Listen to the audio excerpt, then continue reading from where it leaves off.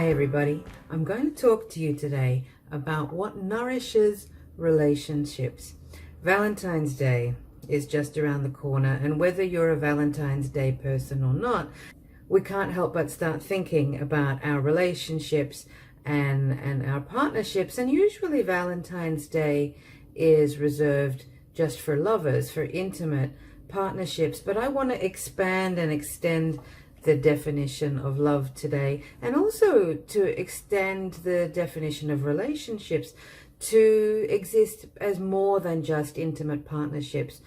For me, I have learned much of what I have learned about relationships actually through many of my friendships, which perhaps unlike some people, I do have relationships, I do have friendships that tend to be very deep and very rich and very nourishing, perhaps more than the average person. And this has been a very fertile ground, a very fertile place for me to learn about how to love many different kinds of people, how to be loved by many different kinds of people, and also how to sustain multiple loves at the same time. And in the process of doing that, what I have really learned is that love is infinite. There actually is enough to go around. And so today's video is going to be about how to nourish relationships and sustain them for this week, for next week, and forever. So the first way that we can focus on nourishing our relationships is to learn to set boundaries. You'll find another video here on my YouTube page about boundaries and how to set them. But boundaries, in short, are the foundation of any sustainable relationship that we have. They help us understand what matters to us and why it matters, and what we can do to manage ourselves and our relationships when things go wrong, because it's inevitable that they will. In short, boundaries tell those you love how to love you properly, and boundaries create stability and safety. In other words, boundaries mean that you're serious about love. Another way that we can learn how to nourish our relationships is by recognizing that mistakes are inevitable, but that they don't define who we are as people or how our relationships evolve. Mistakes can include anything from being a poor communicator, to cheating, to being unavailable, to being dismissive. There are many, many ways that we can end up making mistakes in relationships. And what usually happens when we make a mistake in relationships is once we realize that we've done it, we can start to feel bad, we can start to feel guilty, and even worse, we can start to feel shame. And it's very, very hard to be able to face up to what we've done and face up to our partners when we're riddled in shame, when we feel like there's no way out, because to face what we've done or to face what we've said feels even worse than doing the thing that we've already done. But the thing about mistakes is that they provide us with an opportunity to grow into our edges and to expand our relationships beyond where they are now, and recognize that these are opportunities and vehicles for learning, for thriving, and for actually using them as nourishment in much the same way that compost thrives off of our discarded stuff. It turns into nourishment for our plants. As you can see, I'm quite the plant enthusiast. Learning how to use mistakes as a form of compost is a really wonderful thing to do in order to enrich and nourish our relationships. So obviously, ongoing mistakes cease to be simply mistakes, and they start to become poor behavior and even boundary crossing. This is a different situation.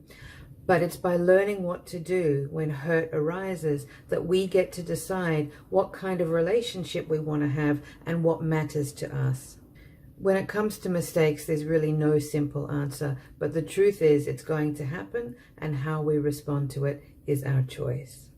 Another wonderful way to nourish our relationships is to talk about how we like to be loved. Making time for relationship skills development is a wonderful way to show love. And so this Valentine's Day, what you could do is gather a group of friends around you, or your lover or a partner, and sit together and discuss how you like to be loved. When you know that someone's loving you in the way that you want, and when was the last time you felt loved and what was it? And then use that information to start creating connections with the people around you that you love.